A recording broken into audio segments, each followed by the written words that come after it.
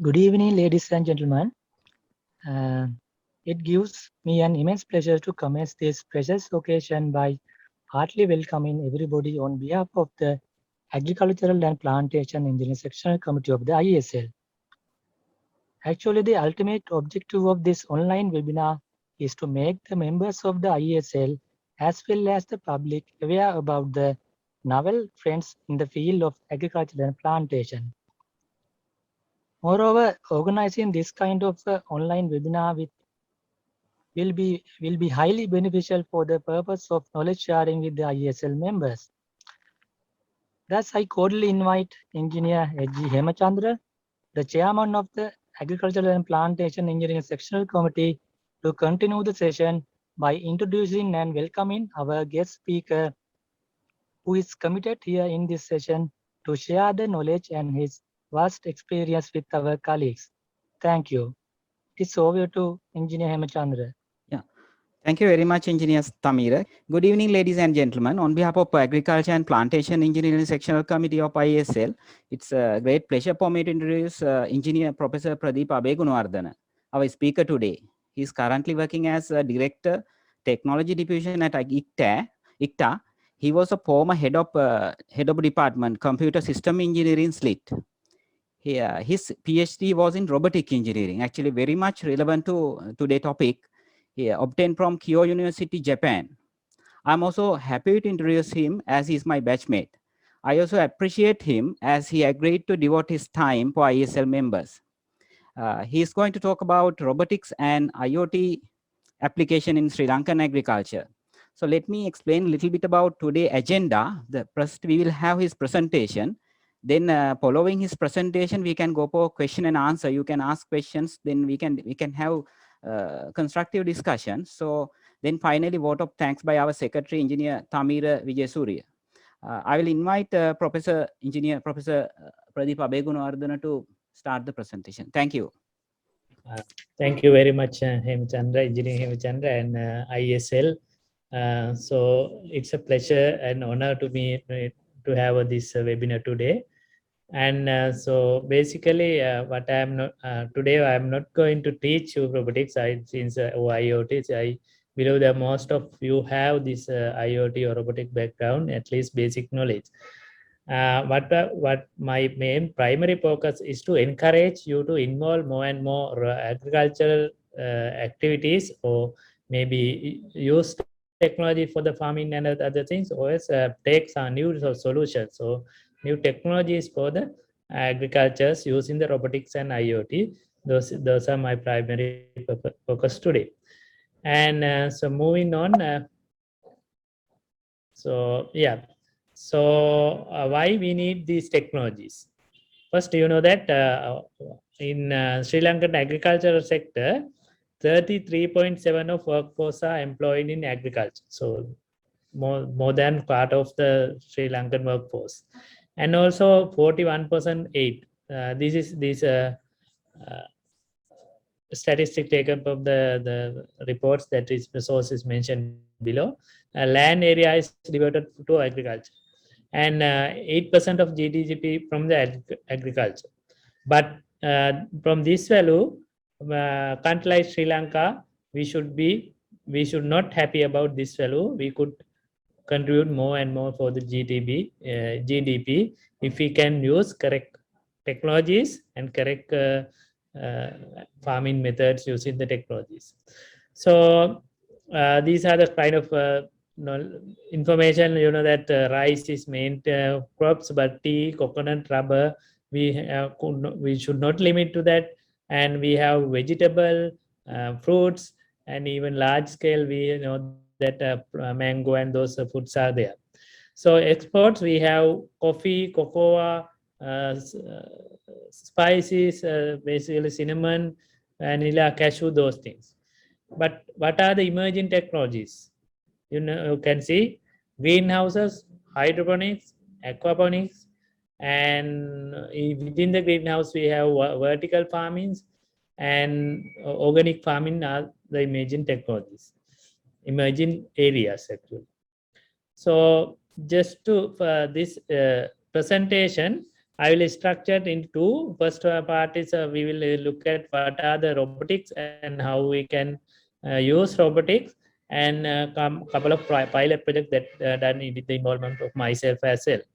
So if you heard robotics, mainly you heard the word definition. It may be a kind of machine or the AI machine or automated things.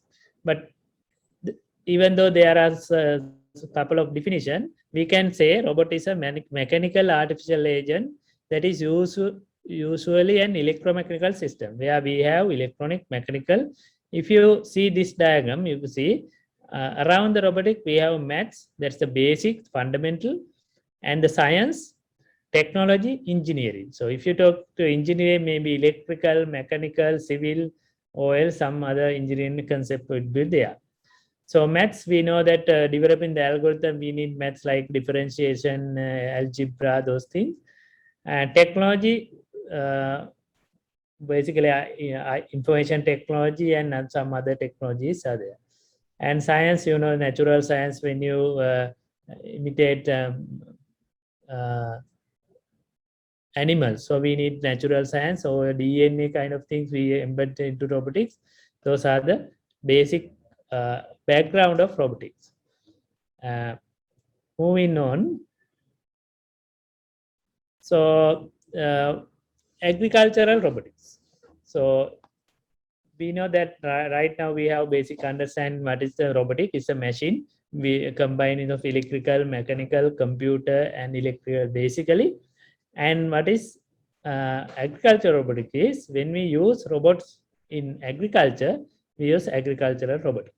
So basically we can categorize it into three areas like selective harvesting, crop care, and crop phenotyping.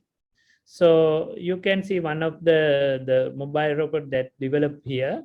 So in the selective harvesting, we have this area, mobile autonomy, manipulation of soft robotic, sensing and perception, that those will discuss in the next slide. So if you take the selective harvesting, why we need harvesting of food produce robotic manipulator, and also soft robotic is a key component, and this enable the harvest, ripen a suitable produce. For example, if you can see vertical the tunnel house or the we call greenhouse, depending on the scale and the facility, there are different names, polytunnels, greenhouse, like that. They are basically, you can see even open field we can see, we can use. When we have vegetable or other things, we have to select correct one. That is why maybe tomato, vegetable, selecting correct one and picking it up, and will come under selective harvesting. Crop care, maybe if you can see the field like this is you have to remove the weeds. So then we can use robots there because it's fast, it has more accuracy, and the human, the quality, people or the farmer don't need to worry about much about the quality. So that has there. And also pest control. So when we, maybe you have to spray the pesticides or else detect infest and some abnormalities of leaves, monitoring those things, we can use robot.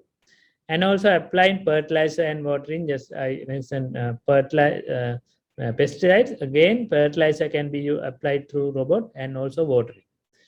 And crop phenotyping, we using sensor to collect data and psychological characteristics of plants that dictates basic plant functions. So we use sensors to get information, and this data is used to breed superior genotypes. Because you know that earlier we had, when you fatty, we had AK21 and something like K, I can't remember, but it's the plant is very high, and the even paddy is larger. So it takes more than 4 months to develop. Right now with this kind of techniques, now we have 3 months or 2.5 months we can get the harvest some paddies. So for these, to develop these things, we need information. So how we can use robotics is to gather this information through sensors. Next, I think these are some of the areas for each subcategories. If you take the mobile autonomy, it is field navigation, crop scouting for disease detection, and harvesting. These are the three key functions in the mobile autonomy. What this means, you use mobile robot and to navigate through field. Maybe there's a monitoring or use some other purpose. Crop scouting, and you have to detect the abnormalities, and also harvesting. Like I said, selective harvesting, you have to find the best thing. And even in most foreign countries, grapes and other apples, they use these kind of robots. And manipulation and soft robotics is used to pick in ripe fruits. So manipulation is like our hand. I think you may see my hand. So when you see something, you have to go to that place and pick it up. So that function is used in the robotic arm. So we have maybe number of turning angles, so we call degree of freedom. So maybe the robustness might be different, but you have to move that one from the mobile robots and pick it up. So that is, we need manipulation. And soft robotics involves in designing robotic grippers with soft materials.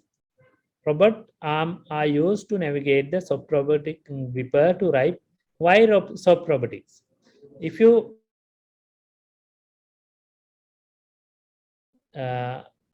fullest energy or with maximum energy, what happens? It will, you cannot use, no? You can think of what will happen. So even other vegetables, or even fruits, if you put more power to that, that will deteriorate, or else it will be not usable when it comes to the field or the table.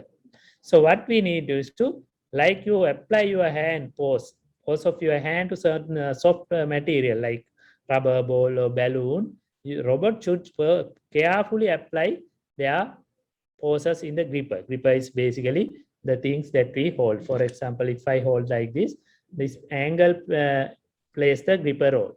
So this gripper should be very smoothly land to the vegetable or the crops that we are using. That's why we need smooth post control. Where we use post control, we develop soft robotics.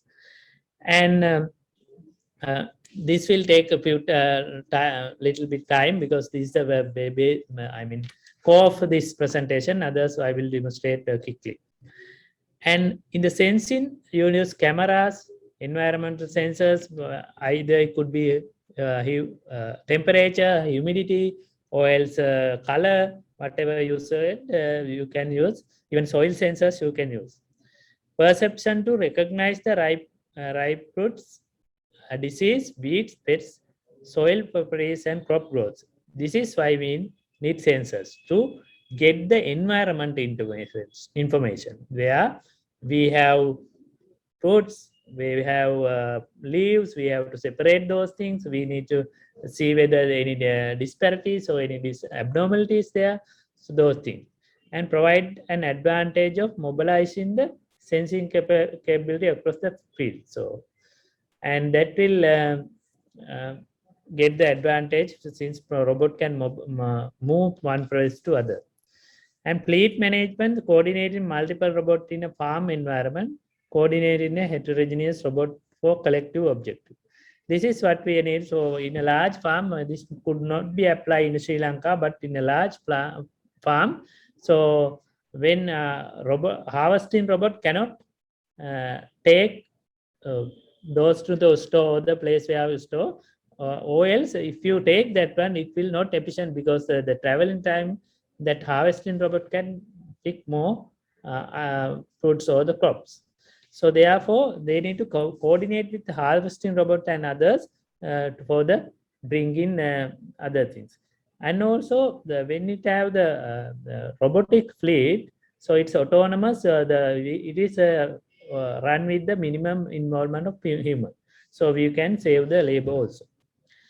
In crop phenotyping, human robot collaboration, So here we have to avoid the human in the field for planting, scouting, and harvesting. And also in the other system integration, the last function, integration of a navigation technique, sensors and manipulators toward the automated farming solution. So these are actually some areas and where you can think of how you can apply these robotics. Moving on, so these are actually you can just to get some idea of kind of robotics that you can use. Maybe you can say the all the sources references here.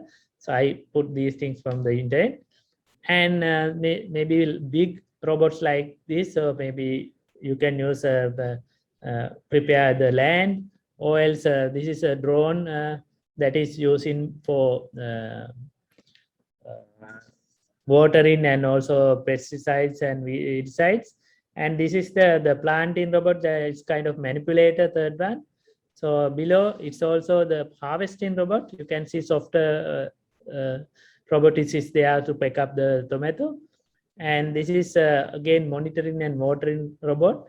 And this is also the last one in the bottom right corner. You can see the weed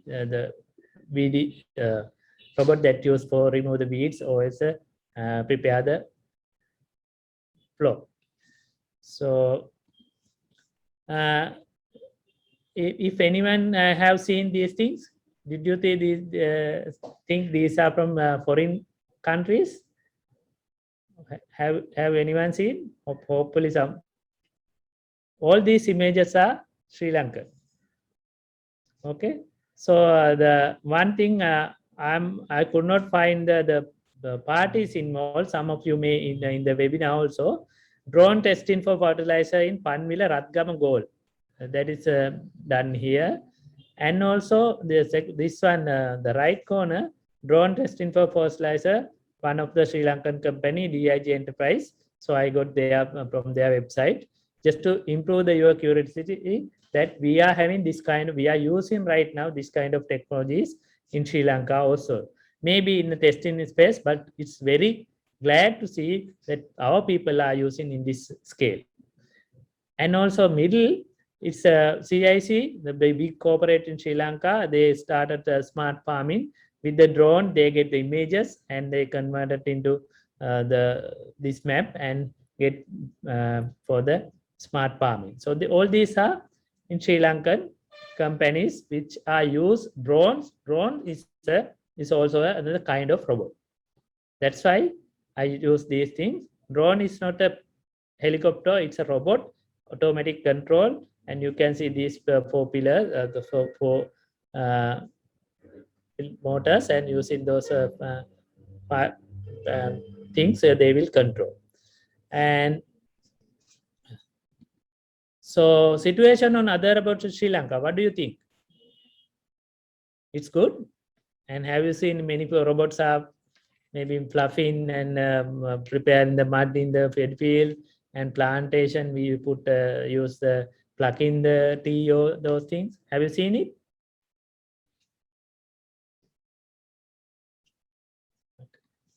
Yeah. So it's not in a happy situation. So therefore, what you need to do is your intention should be, okay, after going today, I should find way of using robot, or I should develop my own robot to use maybe your home garden or whatever things. Use these things. I think with the simple things, the simple equipment that available today, we can do a lot of things. And these are the 2 projects, and actually I would like to thank for those researchers. One is the University of Moratuwa. I got from the University of Moratuwa page, and they are farming robot, name as SAS robot. And the left side, actually the one of my involvement.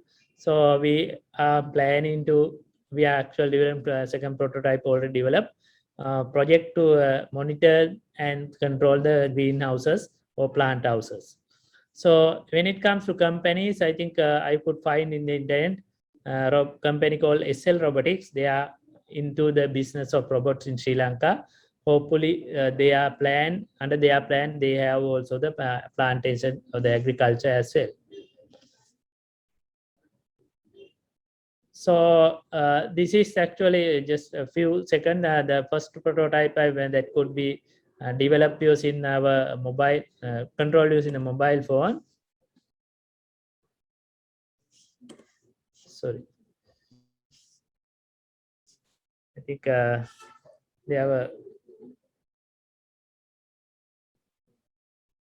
So anyway, video is not playing. Sorry for that one. But if you go to the web, the YouTube, you can see this robot that is we name as Hexagrow. And our other activity was developing the second prototype for the greenhouse. Right. So we name it Gromo. The improved concept was a little bit improved the previous one. Develop a robotic system to monitor and control the greenhouse environment by automating the task inside the greenhouse. So this is the image of that one. So we included almost all the sensors needed with some mechanism. These are in the experiment scale. Probably with the help of the corporates, we may develop a better product this concept, and I'm working with that right now.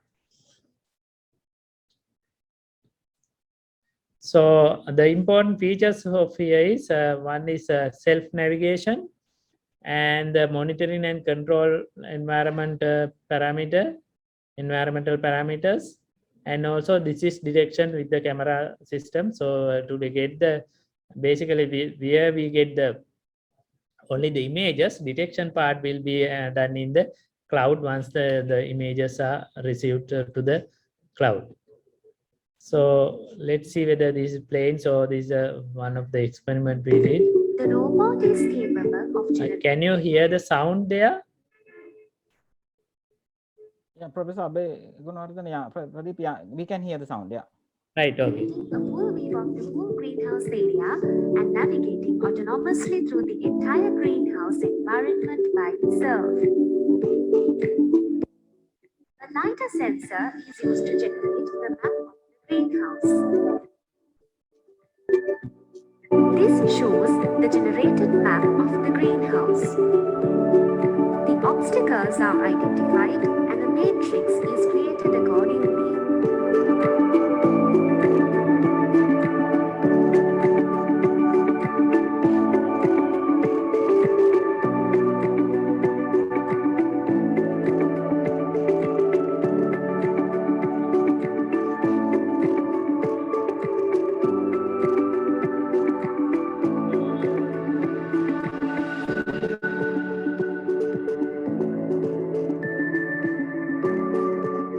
Here you can see the plots of the plants identified by using the LiDAR.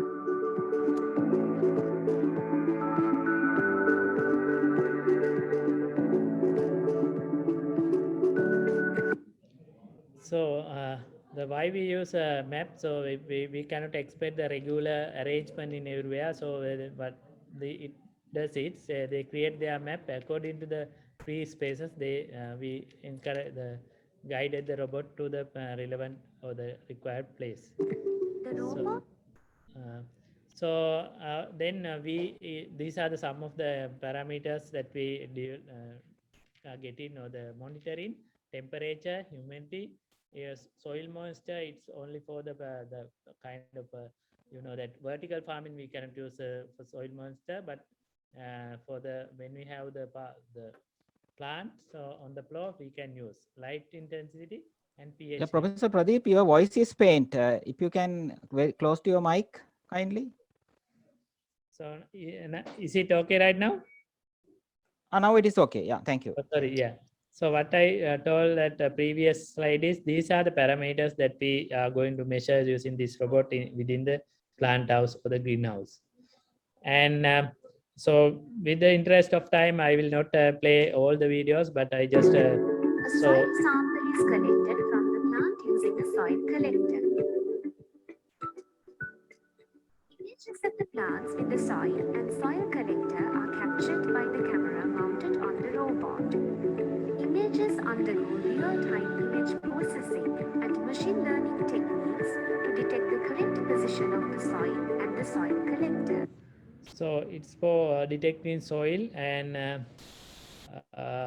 the features that we included.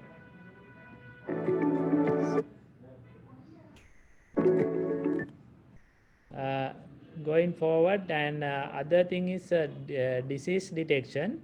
So you can see the kind of disease, this color has been varied, and also the yellow leaf curl. So you can see here.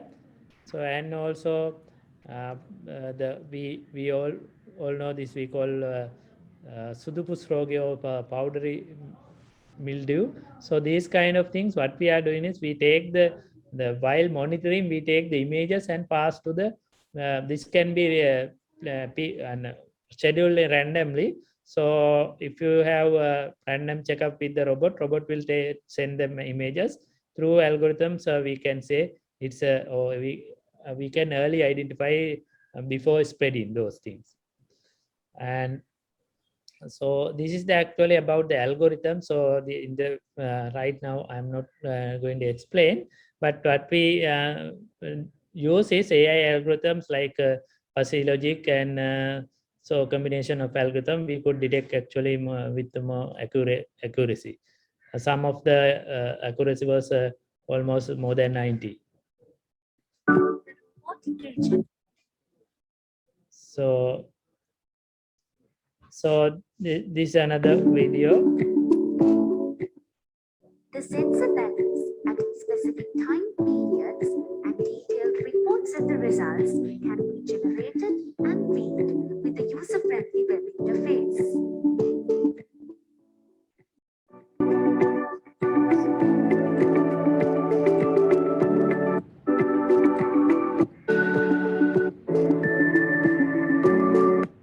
So what I want to show is all the values will take to dashboard. That is about the robotics. So the message here is to, so with Arduino, Raspberry Pi sensor, low cost sensor, even if you go to the industry grade sensors, it's cost, but you can give it a try and develop your one and see whether how we can take into the next stage, maybe having commercialized product within Sri Lanka. So next, the topic is IoT. You know, most of you know that IoT, and so I didn't include the definition here, but it's a connected devices. We control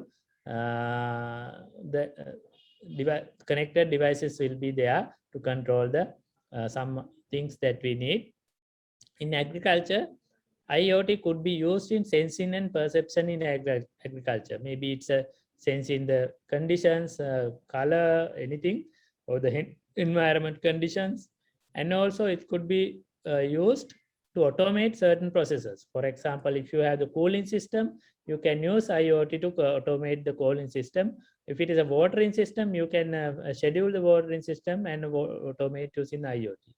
And also mostly economical to use in the smaller greenhouse or farming areas in IoT, but other areas also using. I will bring some of the people who are doing this business in Sri Lanka. Compared to robotics, IoT is more mature in Sri Lanka. Many people are doing, and also even farmers are using some sort of level of IoT in Sri Lanka. And why we need IoT? Again, these are some of the statistics and percentage of cultivation loss due to pest and plant disease. What we need to do to avoid pest and plant disease, you can see 10 to 40% will be lost. And also these are the for different varieties. Potato, it's around 8 to 21%, tea 15 to 23, tomato 16 to 20, beans 10 to 17. If we can add these 10% to our production or our usage, so it's very high value for Sri Lanka. Even we can improve the productivity as well. So if you compare Sri Lanka and South Korea, the South Korean agriculture productivity is 40% higher than Sri Lanka. So that is because they use these technologies. That's why you need to bring to Sri Lanka. We need to work together. And you can see these are the IoT application in different area. Here you can see only 13% use in agriculture. So others area like manufacturing, a lot of 50% of manufacturing, they use IoT. So, right. So you may have IoT ecosystem, this 7-layer architecture. So basically we need to market, and this area basically IT support, ICT support, and the services. If it is a market, maybe smart grid, connected home, smart agriculture, smart cities. Services may be energy, entertainment, health, education, transportation. What IoT is doing is this connect these two things and for the benefit of humanity. So acquisition, interconnection, integration, analytics, and apps and softwares are the IT support. So this is also Cisco IoT platform, and where different layers are there. Why I bring this one here is you can see with the IoT, it opens opportunities for other areas as well. Here at the top, you can see data center. IoT creates lot of massive amount of data. So where you can use for the analytics, for other prediction, so many things. That's where again AI will come. So then through IoT you will create many data, and then AI will come. So ultimately what we are doing is we uplift our the agriculture as well as our life standards. And at the bottom you can see embedded systems and sensors, which very much related to our engineers. So maybe electronic engineers, computer engineers, even electrical engineers, you have to work in these areas when you have high level of IoT infrastructure in Sri Lanka. And so again, the most important thing here for the IoT is the connectivity. If you don't have sound connection or the proper connection, IoT will not work. So you can see many sectors are connected in the IoT ecosystem or the infrastructure. Healthcare sensors, reporting, and cloud, energy monitoring, people and vehicle. So many things is connected. That's why we need better connection. Most of the right now in Sri Lanka, many telco companies are working and they are improving their facilities. And so to have, if you are planning to go 100% IoT Sri Lanka, or the IoT Sri Lanka concept, you should have proper the continuous connection that should not be discontinued to, as well as it should be passed. Then only we can have a dream of IoT Sri Lanka. So this is how it makes them. It's like kind of different for tech people. You can understand. So what we are doing is we publish certain topics. Topics may be sensor value or the motor control command. So broker is there. So once published with those things in the broker, then the client, people who want to use, will come and use the published broker. That's the high level technology behind the IoT. In addition to sensors and actuators, this is the networking part. Sorry. Can you see my slides? Okay. Sorry, what happened?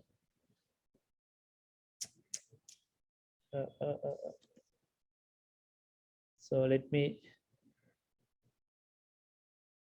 Right. So, and the current standards or the current situation in Sri Lankan IoT sector, especially related to agriculture. You can see in ICTA, we are maintaining the startup website, the database. There you can see more than 40 IoT companies.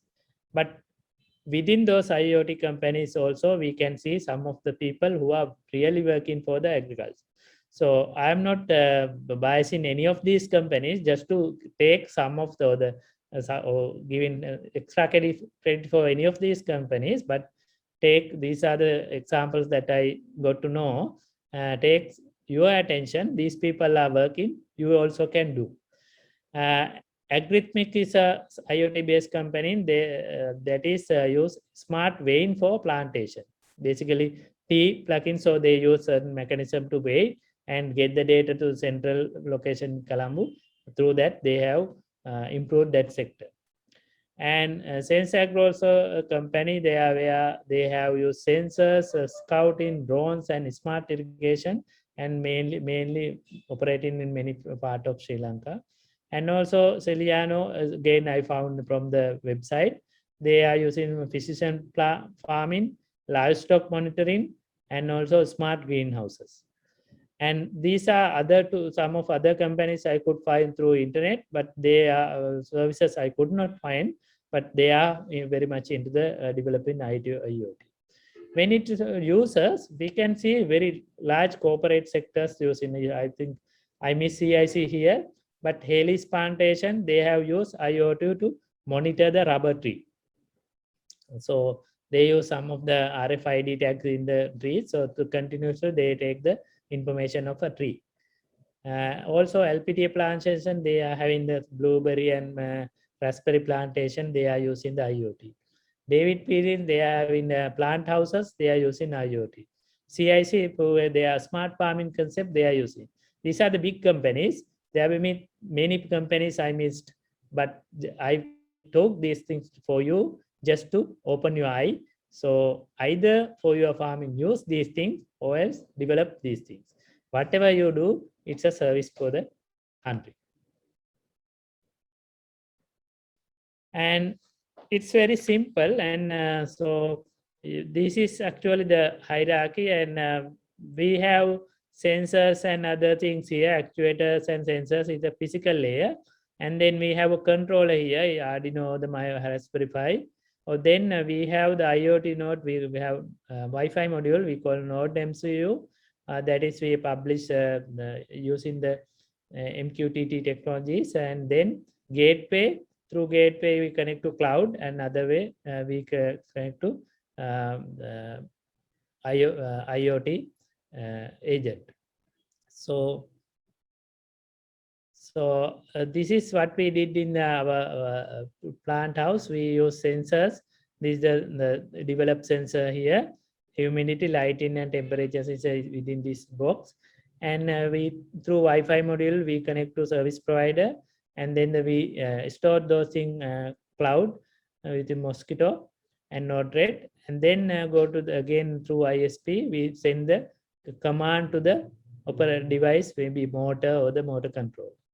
So this is few of the sensor module that we hang in our greenhouse there, which is located in the SLIT. We hang these sensors are industry scale, industry grade sensors, which was a little cost. And we had around 15 sensors to monitor around, I think, 1,000 square feet greenhouse plant house there. And this is the sensor module. We use 3D printing to develop this case by ourselves, and wiring and other things. Sensor module was developed by us. And this is actually a small video after we installing that plan.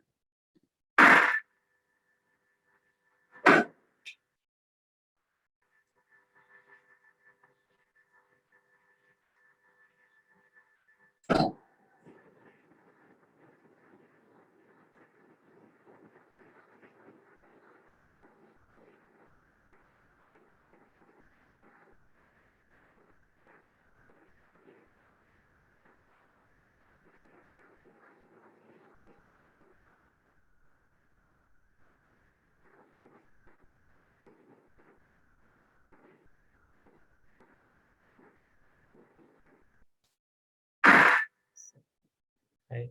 So same picture, sorry for that. And this is the architecture, and we for actual 12 nodes and sensor nodes. For sensor nodes, we will go to the MQTT broker, and then we connect to the fan controller. So these are the sensors that we use. These are a little bit cost, and for one unit we have to spend around 15,000, as I remember correct. So the temperature, humidity, and light level lux sensors. These are the sensor numbers. And for the fan controller, we design PCB, a custom design PCB for sleep greenhouse and fan controller. And we use ESP32 module as main controller, and the iLink module, and these are the other networking component. So some of the images of the our greenhouse recorded video actually. So these are the sensor hang on, and this is the controlling fan controller module, and we separately prepare the electrical system or wiring system there.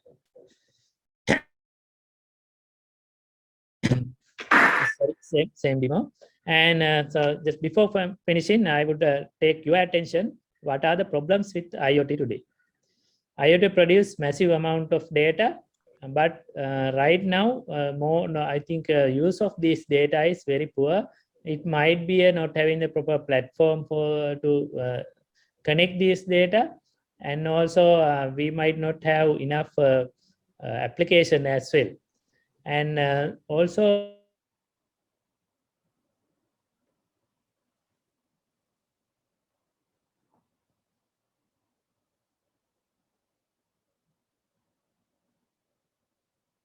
to develop those IoT type things, and also if you use kind of robotics, I believe you can hear me. So those kind of prototyping center, and also the other part is with you as a engineers in Sri Lanka. You are working in industry, so better you collaborate yourself as well as some research institute, and also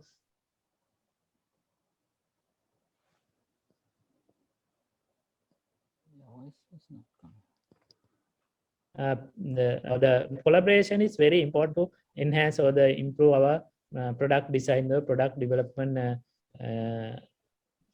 nature or the facilities or the my point is ultimately if you need more and more commercial services, product and things in the using the IoT, you may need to collaborate each other, because some might be good at electrical, so they might not have IT knowledge. So once we get together, we can do a lot for the nation. And that's the end of my presentation. I think I'm happy if you have. The Professor Pradeep Abegunwadana, thank you very much for your wonderful and very useful presentation. So I understand. Actually, I got two messages. Like as every engineers who are participant today can think of they are in their home gardening, how we can use both robotics and IoT in a small scale. In the industry level, actually, they can think of in the agriculture value chain how we can apply robotics and IoT. So now it is now the forum is open for questions. So please introduce yourself and you can ask questions. So one by one we can ask. If there's a conflict, like I mean, if you are going to ask with everyone, I going to ask same time, I will ask you to raise your hand, and then I will guide. Yeah, please open for questions.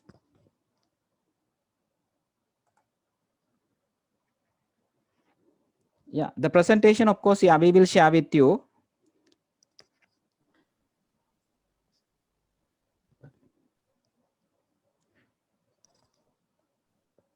Yeah, so there's a question about the presentation. I can share, that's no problem. Yeah.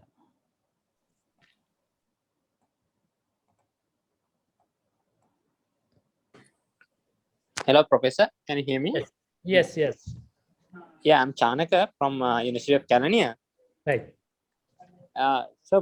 Professor, when it comes to Sri Lanka, like developing countries, what are the challenges that we face, and what are the opportunities that we have to, not like developed countries that we are facing as a country, we are facing a lot of economic issues.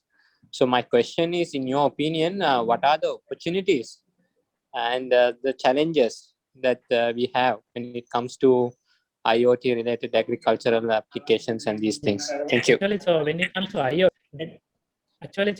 comes to IoT, Internet of Things, we can start from the things that we are having. But if you know that when we go to the commercial level, you need the high accurate product to be developed that needs some other facilities. But still around the globe, there are some funding is available once you develop your proof of concept or the prototype product. And also, and the other thing is the main challenge is that when it comes to IoT, the after services. After using your device, what will happen the data, or how we can use those data into the agriculture. That is the challenge, because that infrastructure has not ready for now, right now, because you can, if you have interested, you can do this development by yourself and develop sensor module.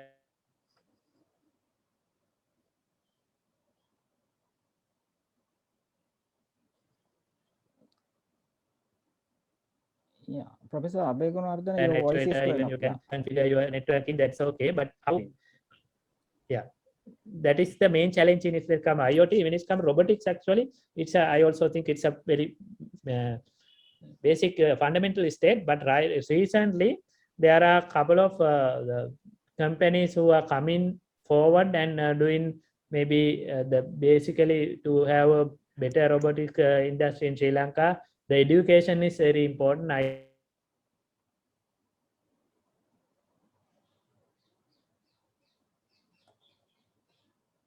So that when you're the young, so when young people have the concept, they try to think when they go to industry, they will look at some industrial application. So that is happening.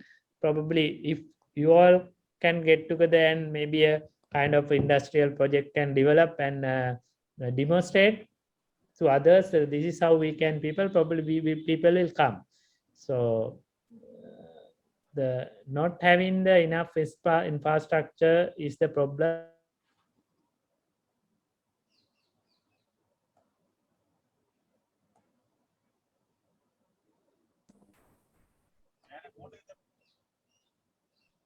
But knowledge wise, we are very sound, I guess. Yeah. Yeah, Engineer Bandula Vikramarachchi. Yeah, you can ask the question. Yeah, please. Yeah, I'm Bandula Vikramarachchi. I'm engineer from Katbedda, and also I was the secretary to the Ministry of Primary Industries. So I'm retired, and I have a new company established recently called Bot Farm. If Right. anyone have concept, I am ready to take that. If there's any commercial value, I can fund that development and take that as commercial product. That is one way. And since I was in the ministry, I have visited a lot of agricultural countries like Israel, Korea, etc. I have learned a lot about this new robotics and all the. Is it agricultural ministry? Yeah, primary industry. Actually, we work on agriculture sector. We had a grant scheme. Even we have supported a lot of new technology introduction in the country. Even we supported a big vertical farming site, and also now I am not in the ministry. Now I'm retired, and now they are supporting establishing greenhouses with joining with Dialog. Dialog is preparing a database and collect all the data from greenhouses and share the knowledge within those agriculture communities. And even now I am establishing a new laboratory, plant tissue culture laboratory. Even there now I try to establish new technologies like we have to develop protocols. We have to have protocols. Even when I was in Israel, I have seen they have a lot of technologies, not only the speed of growing, like they have invest lot in, even they can they have clip-on sensors on the stem.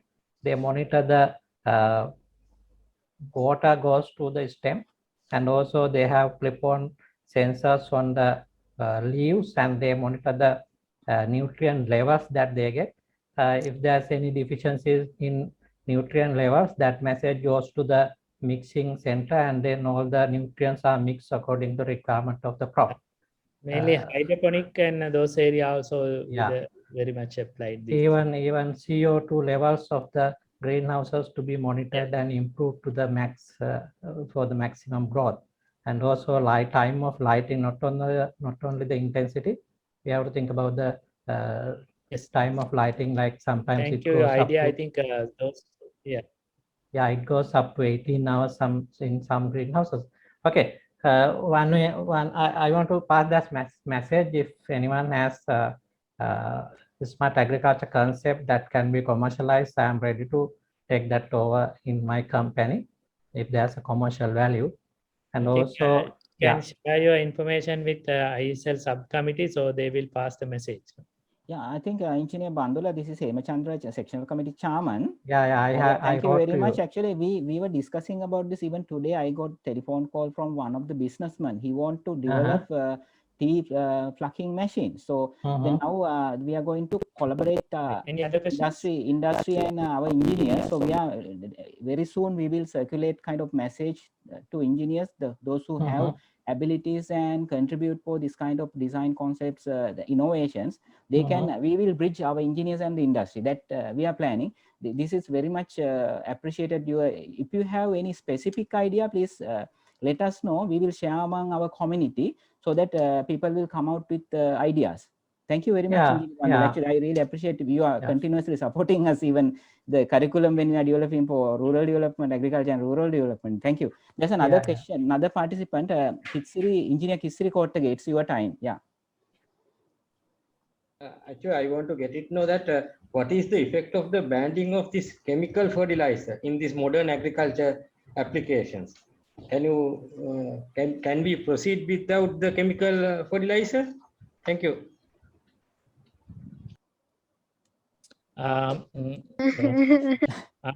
Little reluctant to answer, but I can give my personal view. And if actually, so it's my personal view, it should be a control and monitored and controlled. So not the ban. So I think there are some areas will be. All that development will be development will be slow when we have this kind of thing. Yes, that is modern of that agriculture farming. Actually, we have to feed that with the chemical fertilizers. No, otherwise there won't be any success process to proceed that thing. I feel like that. I also agreed with you. Thank you. Very like committee. Again, there's a question from Engineer Galaxy M31. So please introduce yourself. Yeah. Thank you, Engineer Kissiri. Earlier question. I'm Janaka Don. Actually, that I have two questions. First question is the importance of IoT-based equipment. I mean, it's not locally made. No, it could be import from other country. It's like a microprocessor-based system could be in all that, and that cost. What important cost? What is the return of investment with agri product? And that is one question. Other question is programming, and locally I think very low programming and coding knowledge available locally, and that could be we have to import knowledge also. And what is the return of investment? That also knowledge and the base product IoT based system we have to import. No, that cost. What is the locally? I lost connection. Understand what I'm saying? Can you repeat your last part? Last question is the programming and coding knowledge that could be not available locally. No, so we have to. No, I don't agree that one. Both even microprocessor we can import from the foreign import from other countries, but in right now in Sri Lanka. Yeah.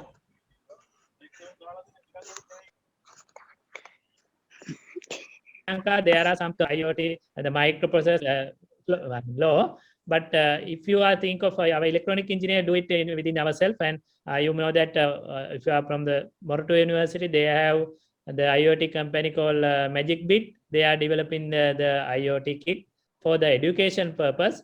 And I know that some other electronic companies are there, electronic circuit companies, they can develop. In terms of programming, yes, we have enough skills. But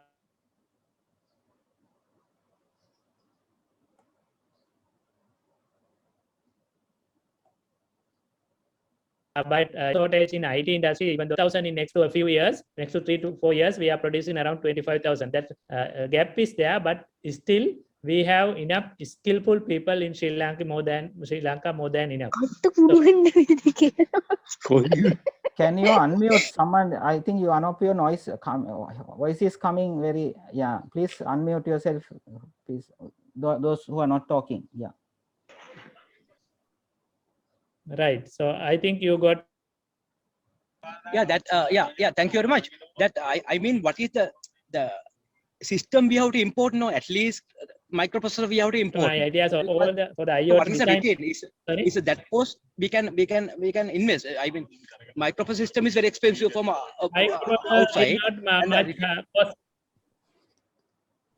The IoT, the cost is the implementing cost is not much, but sensors, if you go to industrial scale, it's a little bit but when it comes to productivity, you can easily recover those things. Okay, thank you very much. Thank you very much. Thanks.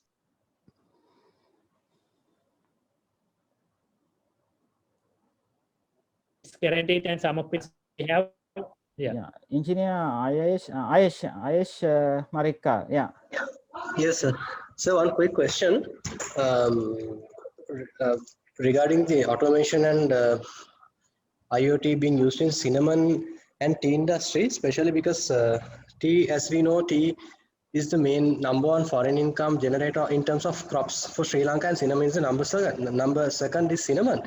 So in that regards, are there any automations that are being currently used in those two industries in Sri Lanka? Thank you. I know that in different scales, maybe monitoring purpose, some tea plantation.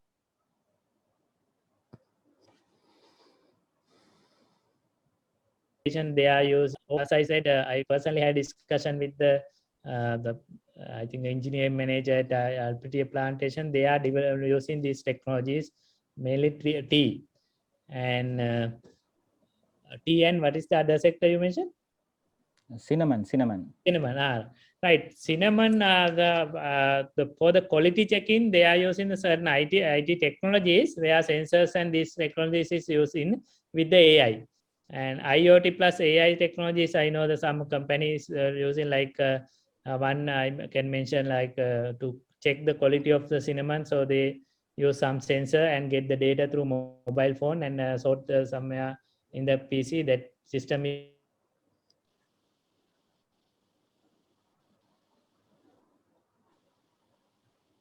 is there. Yeah. And if you identify the requirement, the implementation is okay. But since cinnamon, you have large number of plants, you have to decide which point you are going to monitor, or it is a watering, how you can arrange your watering system or the piping system. So depending the area, that's you can. I'm not sure whether large scale we are using, but those are the two examples that I know. Okay, thank you. Okay.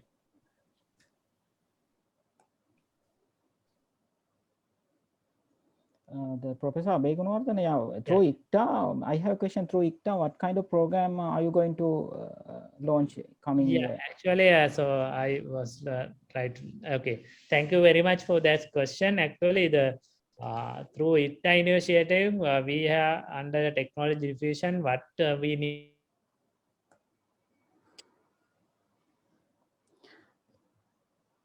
Your voice is not coming, Professor Abegunawardana. Need to take the user, maybe the plantations, agriculture, tourism, like that verticals. We are So different technologies will take into the relevant verticals, and we have agricultural part. We have started some activities of being with the forum. We we added some other activities, but forum is running on maybe educating people and having the technology demonstrations, and also supporting pilot project. Those kind of activities are running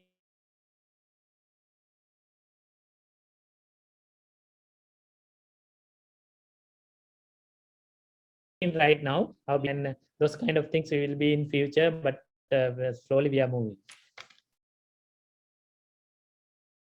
And also, I think for the certain ICTA is a government organization. Hopefully, we are always encouraged to have a collaboration and support with us. Probably, if the ISL subcommittee, agricultural subcommittee can combine with us, and probably ICTA, we can do some work together for the benefit of agricultural sector. Okay, yeah, we are willing. Yeah, there's another question by engineer AM 9695. Please introduce yourself. Yeah. I am Mrs. Mustafa. Okay. And my question is whether this for the home gardening, that means the leisure type farming, not really home gardening. Yeah. Your voice is going up and down, right? So yeah, can you? Your home gardening. Home gardening, how this IoT applicable, like economic wise and also technology wise. And the second question is, are there any funding or other knowledge sharing facilities or support available from the government side for such initiatives? Yes, knowledge sharing is always there. Funding is also, we are working on funding, especially with the foreign company as ICTA. We have a couple of discussion with Gate Foundation of supporting agriculture sector, and also some of the German entity we called Impact. We are having the MOU, and also planning some project in Sri Lanka.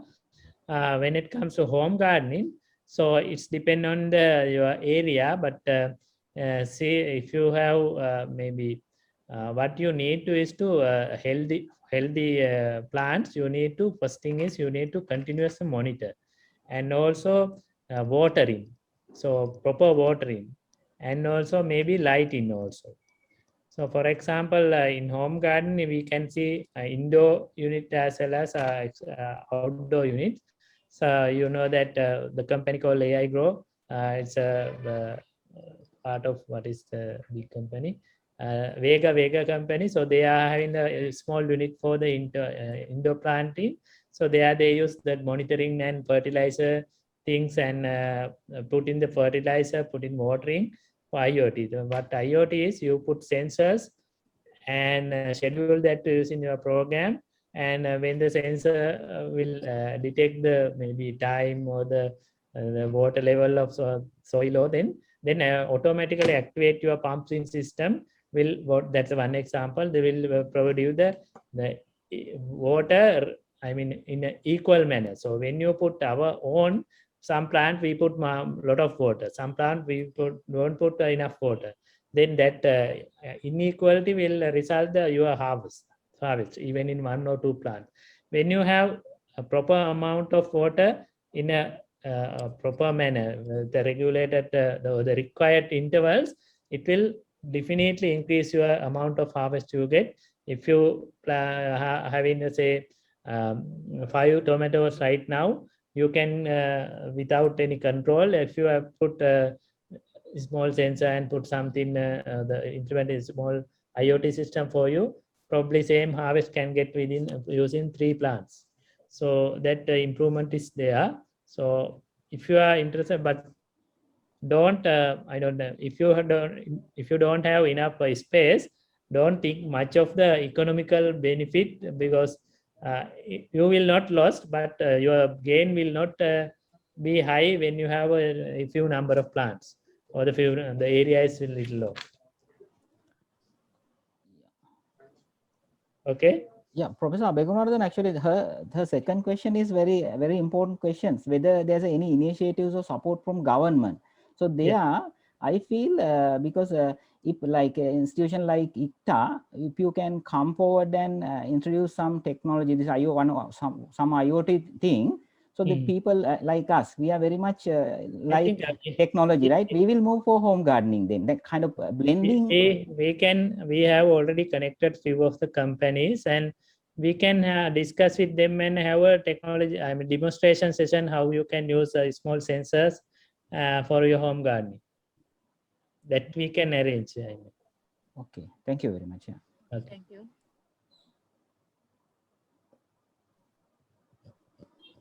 So, are there any questions?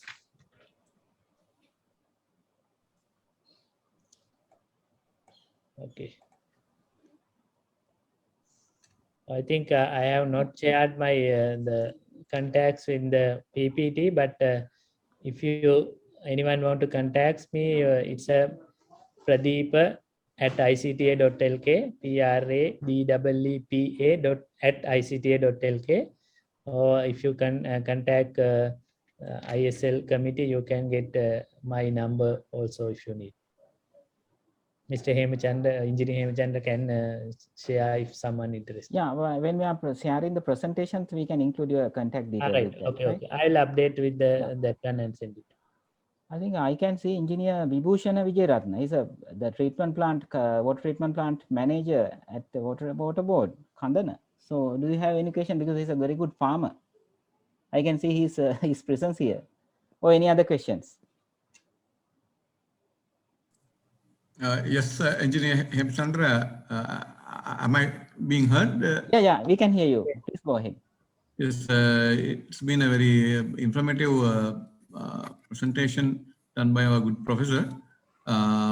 So even a batchmate of mine was talking about setting up a greenhouse. So, with a lot of automation in that, because he want to grow, I think, ginger in a controlled environment. As you said, so he want to monitor the carbon dioxide levels, and also I think even the growth, the growth of the leaves. So he was planning to set up some sensors on the leaves, so it will record the growth and even the humidity and everything under control. So he's very much into automation. So I think he's not a member of IESL. So because I wanted to send him the link, because I think he has done something. So then he has the full knowledge or special interest on that, because because he's been trying to do that. If you are willing, you can share my presentation with the. Yeah, sure, Professor. So I think it will be of great importance to him, because he wants to do it in the commercial scale, and he wants to grow the ginger in a hydroponic environment. Because I have never heard of that, but he is very confident. So maybe he's selling hydroponic. Yes, ginger. Ginger, because maybe tomato and things like that, but growing ginger. So I have seen that hydroponic is using for even pumpkin. Yes, so and even with the artificial lighting, and maybe LEDs with the required frequency. Just for your information, I think there's some company who is especially focusing on artificial lighting in greenhouses in Sri Lanka. In Sri Lanka? Yeah. As I remember, it's Philips. I had a contact some couple of months ago. They contact me also. So I can share if someone needed. So that means we are moving towards using IoT in the automation in the agriculture sector. So there are people working maybe in isolation, but I don't know whether. Actually, that's what this kind of things important. That's why I mentioned it's collaboration is very important thing. So isolation, if you do something isolation, if you connect to others, you can, double the benefit. So that's what, as you know, for one example, how Singapore is transformed their digital their government into digital government is mainly through collaboration, supporting, and working together. And I heard one of our senior engineers mentioning something about something he has seen in Israel. So I had the chance to listen to. Yes, and one information, those who are interested, probably in 23rd of August, Mr. Vicky Vikramaratne, who introduced the plant house to Sri Lanka, he is the Counselor General of Israel, will do the webinar on the myths and truth of greenhouses. We will share the information in future. Yes, thank you. Yes, Engineer Indrajit. Yes. Mr. Engineer Paliwadnaya. Yes, I have a question with I'm from this manufacturing environment. Actually, in this energy sector, in the factories, there for the energy to energy measurements, we could use this IoT very much. But in Sri Lankan context, there's only 1 or 2 companies doing that. Is there? What is your idea? Is there a way to improve this? Because to have this hardware wiring, it is very costly. If we can have this IoT-based metering, it will be very cost effective, and if there's anyone who has this type of experience from foreign countries or something, if we can bring that back to Sri Lanka, it will be a very important and very attractive thing of Sri Lanka. Yeah. So energy monitoring, yes, you are true, and I know few startup companies working on energy side using the IoT. But yes, as you correct said, once through ICRA also we will facilitate to bringing up some international technologies. Basically, right now I'm working with discussing with German companies. So just to demonstrate their technology to our Sri Lankan agropreneurs and agronomics. So that it's a very good move, because we have to invest a lot of money to have this energy meter connected to wires.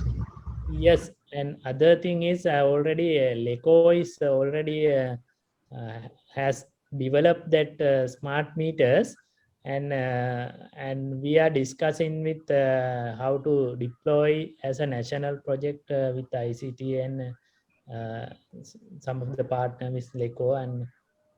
Actually, for this ICT and this meter manufacturing company should get together and can do that type of thing. Yeah. It should be a partners, and even we need support of ministry, and we are working on that. Thank you. Is there any more questions?